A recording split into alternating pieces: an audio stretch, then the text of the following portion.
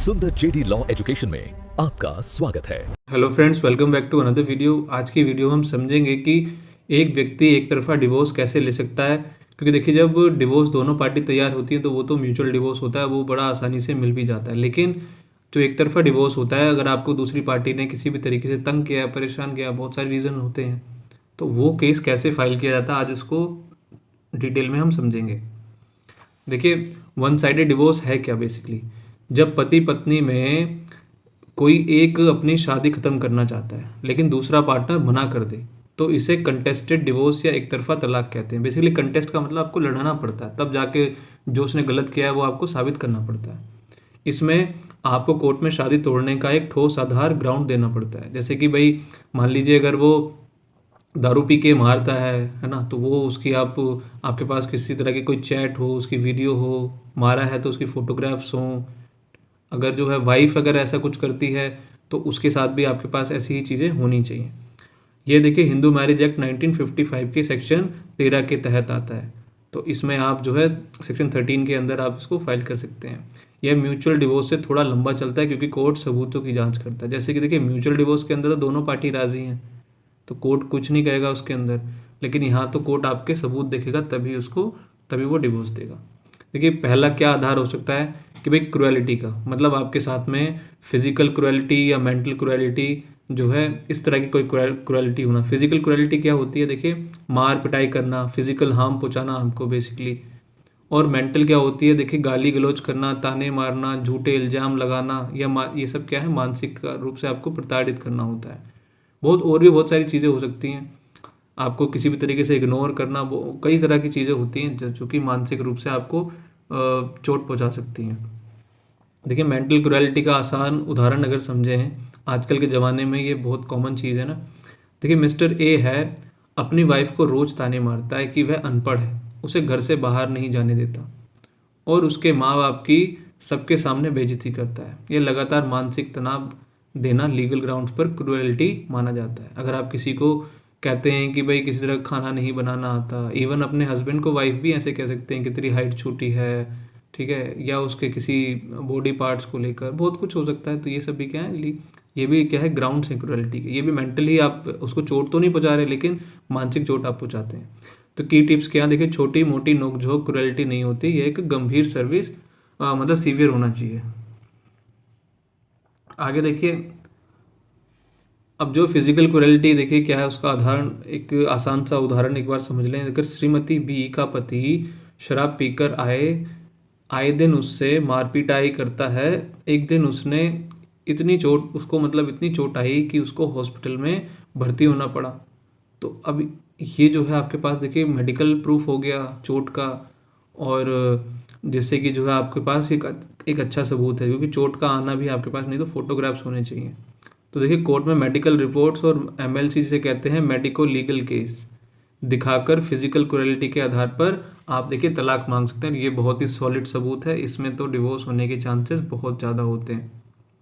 फिर देखिए, दूसरा देखिए डिजर्शन का है। बेसिकली दोनों में से कोई एक पार्टनर, हस्बैंड या वाइफ, दोनों में से कोई एक छोड़ के चला जाता है। अगर आपका स्पाउस, पति पत्नी, आपको बिना बताए या बिना किसी ठोस कारण अकेला छोड़ दे, देखिए कितना समय चाहिए, कम से कम 2 साल तक लगातार अलग रहना चाहिए, जरूरी है। छोड़ने वाले की मंशा, इंटेंशन, रिश्ता खत्म करने की होनी चाहिए। किसी तरह की बातचीत हो कि भाई मैं तेरे पास अब नहीं आऊँगा या मैं नहीं आऊँगी। अगर लड़ाई के बाद पति पत्नी ने पत्नी को घर से निकाल दिया है तो इसे डिजर्शन नहीं माना जाएगा। तो ये हस्बैंड ये नहीं कह सकता कि जी मुझे छोड़ के चली गई। जब भाई निकाला ही आपने तो उसने कैसे छोड़ दिया आपको, भगाया तो आपने है। फिर देखिए, डिजर्शन का एक एग्जांपल ले लेते हैं। राहुल की शादी 2020 में हुई। 2021 में उसकी पत्नी बिना कुछ कहे अपने मायके चली गई।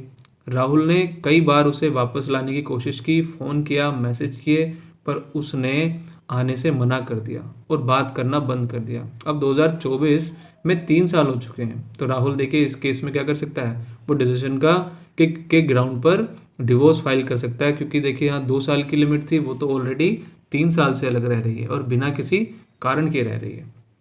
देखिए, तीसरा आधार है, देखिए, एडल्ट्री। एडल्ट्री बेसिकली कि किसी के साथ में जो है गलत संबंध बनाना, किसी और व्यक्ति के साथ में। शादीशुदा होने के बावजूद अगर पति या पत्नी किसी और व्यक्ति के साथ शारीरिक संबंध यानी कि फिजिकल रिलेशन बनाता है तो वह क्या होती है, एक एडल्ट्री कहलाती है। देखिए, इसे साबित करने के लिए आपके पास बहुत ही सॉलिड सबूत होने चाहिए। सिर्फ आप ये कह देना कि भाई उस फला के साथ में इसका रिश्ता है, तो ये काफ़ी नहीं है, क्योंकि आपको सबूत देना होगा। इवन उस व्यक्ति को भी आप कोर्ट में ले आएंगे तब भी काफ़ी नहीं है। कुछ ऐसी चीज़ें देनी होंगी कि मान लीजिए वो व्हाट्सएप पे बात करती है, तब उसकी कोई चैट्स वगैरह, उसकी कोई कॉल रिकॉर्डिंग आपके पास हो, या कुछ फोटोग्राफ हो उस हस्बैंड के, उस व्यक्ति के साथ में, मतलब वाइफ है या हस्बैंड है, दोनों में जो भी चीटिंग कर रहा है इस तरह की, तो उस जिसके साथ कर रहा है उसके साथ कुछ फ़ोटोज़ वगैरह हों जिससे कि आप दिखा सकें। क्योंकि सिर्फ एक बार संबंध भी क्या होता है, तलाक का आधार बन सकता है, एक ही बार भी अगर किया हो तब भी। क्योंकि देखिए, एडल्ट्री को अब क्या है, क्राइम से तो हटा दिया, अब तो क्राइम नहीं माना जाता, लेकिन ये डिवोर्स लेने का जो है बहुत ही सॉलिड अभी भी प्रूफ है। अब देखिए, एडल्ट्री का एक बार अगर एग्जाम्पल समझें, एक महिला को पता चलता है कि उसके पति का किसी ऑफिस कोलीग के साथ अफेयर है। उसके पास पति के चैट्स, होटल की रसीदें या ऐसी फ़ोटोज़ हैं जो साबित कर सकती हैं कि वो शारीरिक रूप से करीब थे। अगर आप देखिए किसी महिला के साथ, या महिला किसी एक आदमी के साथ में भी जो है किसी एक ऐसे घर में कमरे में जाती है, तो ये भी माना जाता है कि भाई हाँ, वो तो फिर ऐसे क्यों आप जब उसमें ताला लॉक वगैरह करके रखोगे। मान लीजिए किसी होटल में जा रहे हैं, तो ये अपने आप में सिंबॉलिक होता है। तो ये क्या है, एक तरीके से एडल्ट्री का केस बनता है। फिर देखिए, कन्वर्जन, चौथा हमारे पास ग्राउंड जो डिवोर्स लेने का आधार है वो क्या है, कन्वर्जन है। अगर आपने धर्म ही बदल लिया है, अगर कोई व्यक्ति हिंदू धर्म छोड़कर कोई दूसरा धर्म अपना लेता है, जैसे कि इस्लाम, क्रिश्चियनिटी, तो उसका स्पाउस तलाक मांग सकता है। देखिए, बुद्धिस्ट, जैन और ये सब जो होते हैं, सिख, ये जो है हिंदू में ही आते हैं, ठीक है। तो इसको कन्वर्जन ना समझें। तो कंडीशन क्या है, देखिए, धर्म परिवर्तन इच्छा से होना चाहिए। अगर पत्नी मुस्लिम बन जाती है तो पति हिंदू मैरिज एक्ट के तहत तुरंत तलाक की पिटीशन डाल सकता है, या दोनों में से वाइस वर्सा कोई भी ऐसा करे, दोनों में ही ये सब चल सकता है। फिर एक और इसका देखिए ग्राउंड है डिवोर्स लेने का, मेंटल डिसऑर्डर। अगर किसी व्यक्ति को मानसिक रूप से बीमारी है, अगर स्पाउस को कोई ऐसी मानसिक बीमारी है जिसे कहते हैं इनक्योरेबल मेंटल डिसीज, जिसके साथ रहना नामुमकिन हो गया है, बेसिकली वो अब ठीक ही नहीं हो सकती, तो बीमारी लाइलाज है, मतलब कि इनक्योरेबल है, उसको ठीक नहीं किया जा सकता। जैसे कि सिजोफ्रेनिया होती है, जैसी बीमारियां अगर शादी के बाद ऐसी हो जाएं कि खतरा महसूस हो तो तलाक मिल सकता है। इसमें आप जो है बता सकते हैं, उसके मेडिकल डॉक्यूमेंट्स लगा सकते हैं, ठीक है। फिर इसमें डॉक्टर की मेडिकल सर्टिफिकेट जो है क्या रहती है, बहुत मायने रखती है, क्योंकि आप देखिए जज साहब तो यहाँ पे डॉक्टर है नहीं, तो वो तो सिर्फ मेडिकल डॉक्यूमेंट पे ही आपकी बात को समझेंगे। फिर देखिए, छठा एक और आधार है रिनंशिएशन, बेसिकली संन्यास ले लेना, कह देना था कि मैं जो है घर गृहस्थी को छोड़कर मैं जा रहा हूँ साधु संत बनने के लिए। अगर पति या पत्नी दुनियावी सुख छोड़कर सन्यासी बन जाए या किसी रिलीजियस ऑर्डर को ज्वाइन कर ले, तब ऐसा आप कर सकते हैं, तब भी आप डिवोर्स के लिए जा सकते हैं। एग्जाम्पल है, अगर पति अपना घर छोड़कर हिमालय चले जाए मोदी जी की तरह, और उसने ग्रस्त जीवन, फैमिली लाइफ का पूरी तरह त्याग कर दिया हो, तो पत्नी कानून आज़ाद हो सकती है। तो बेसिकली क्या है कि वो कह सकते हैं कि भाई साहब ये जो है ये तो छोड़ के चला गया, लेकिन मैं भी तो, मेरी तो ज़िंदगी है ना, मैं क्या करूँगी, तो वो जो है किसी और के साथ शादी कर सकती है। सातवां देखिए आधार है प्रिजम्पशन ऑफ डेथ। मान लिया जाता है कि कोई व्यक्ति जो है काफ़ी समय से पता ही नहीं चल रहा कि कहाँ है, तो उसको किन केसेस के अंदर माना जाता है कि वो मर चुका है। तो अगर स्पाउस गायब है और पिछले 7 सालों से उसके बारे में कुछ भी नहीं सुना गया, तो कानून यह मान लेता है कि वह व्यक्ति अब जीवित नहीं है, उसको प्रिज्यूम कर लेते हैं कि he is dead, he is no more. ऐसे में कोर्ट तलाक की डिक्री आपको दे सकता है और आपको डिवोर्स मिल जाएगा, और आपको अपनी जो बाकी की ज़िंदगी है वो उसको आगे बढ़ा सकते हैं। देखिए, महिलाओं के लिए कुछ और भी अधिकार हैं जो कि पुरुष के पास नहीं है। जैसे HMA के, हिंदू मैरिज एक्ट के तहत पत्नी को कुछ एक्स्ट्रा ग्राउंड मिलते हैं, जैसे कि बाइगमी का ग्राउंड। अगर पति ने शादी के होते हुए दूसरी शादी कर ली हो, तो तब वो बाइगमी के, तो बाइगमी क्या है, एक तो क्राइम भी है और वो डिवोर्स भी कर ले सकते हैं आप। फिर क्रिमिनल एक्ट्स, पति रेप, सोडोमी या बेस्टियलिटी जैसे घिनौने अपराधों का दोषी हो, तो ये बड़े घिनौने अपराध होते हैं बेसिकली।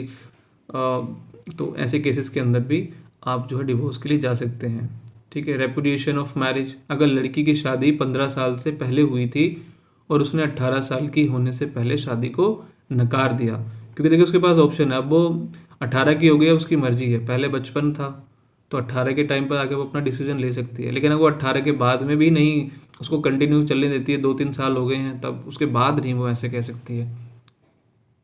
देखिए, ज़रूरी डॉक्यूमेंट्स किन किन की ज़रूरत पड़ती है आपको जब अगर आपको डिवोर्स फाइल करना होता है, तो एक होता है आइडेंटिटी प्रूफ आपके पास होना चाहिए, जैसे कि Aadhaar card, PAN card, passport size photos, ये सब जो है डॉक्यूमेंट्स उसमें चाहिए होते हैं।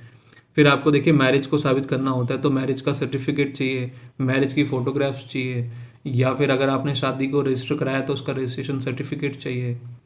एविडेंस में देखिए आप अपनी, क्योंकि आपको क्रुएलिटी साबित करनी है तो मेडिकल रिपोर्ट, पुलिस को फ़ोन किया था तो उसकी कंप्लेंट की कॉपी, या फिर जो एफआईआर करी तो एफआईआर, अगर बीच में कोई चैट्स वगैरह हैं, ऑडियो वीडियो रिकॉर्डिंग है तो उसको लगाएं।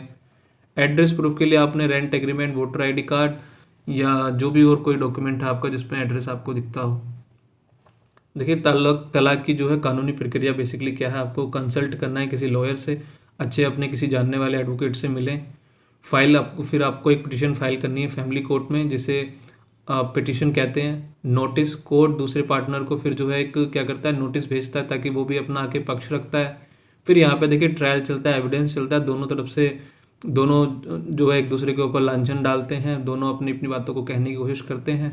फिर यहाँ पे जो जो पार्टी सही होती है उसके फेवर में कोर्ट जजमेंट दे देता है, जिसे फाइनल जो होती है वो होती है डिक्री, जिसमें बताया था कि भाई तलाक हुआ या नहीं, सब कुछ ओके था तो फिर इसमें तलाक हो जाता है। तो ये आज हमने क्या पढ़ा कि एक तरफा तलाक में देखिए कौन कौन से ग्राउंड हैं, तो ये 3 हैं, हमने बहुत सारे पढ़े हैं। और केस को मजबूत करने के लिए एविडेंस की कितनी कितनी ज़्यादा ज़रूरत होती है। कोर्ट हमेशा देखिए कोशिश करता है कि आप दोनों के बीच में कोई लड़ाई झगड़ा ना हो, तो वो सुलझाने की कोशिश करता है।